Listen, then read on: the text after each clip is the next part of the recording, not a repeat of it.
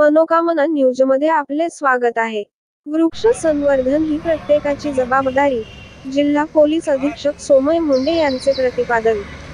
Latur police व वसुंधरा प्रतिष्ठानतर्फे जिल्हा पोलीस अधीक्षक कार्यालयाच्या आवारात श्रमदानातून वृक्षारोपण। वृक्ष लागवड आणि संवर्धन ही काळाची अत्यंत महत्त्वाची गरज आहे। वृक्षांची चळवळ ही सर्वसमावेशक चळवळ असून आपण झाडांकडून प्रत्येक व्यक्ती मोफत ऑक्सिजन घेतो।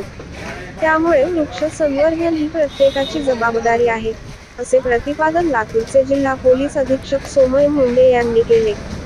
वसुंधरा प्रतिष्ठानतर्फे जिल्हा पोलीस अधीक्षक कार्यालयाच्या आवारात श्रमदानातून वृक्षारोपण झाले, यावेळी ते बोलत होते।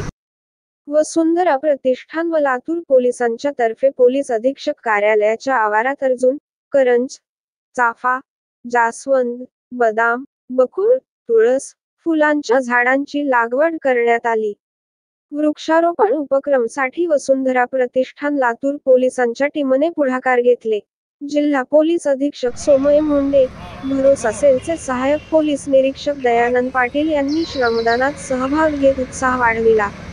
त्यांच्या उपस्थितीत कार्यालयाच्या परिसरात या विविध झाडांची लागवड करण्यात आली। यावेळी जिल्हा पोलीस अधीक्षक कार्यालयातील अधिकारी आणि अंमलदारांच्या हस्ते प्रत्येकी एक झाड लावण्यात आले।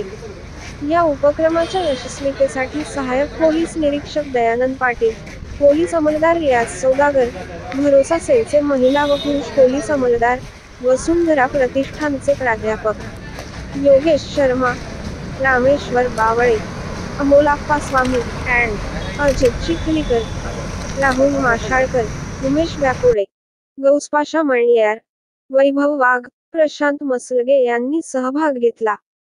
पोलीस अंमलदारांना प्रत्येकी एका झाडाची काळजी घेऊन झाडांना वाढवावे असे आवाहन पोलीस अधीक्षक यांनी केले।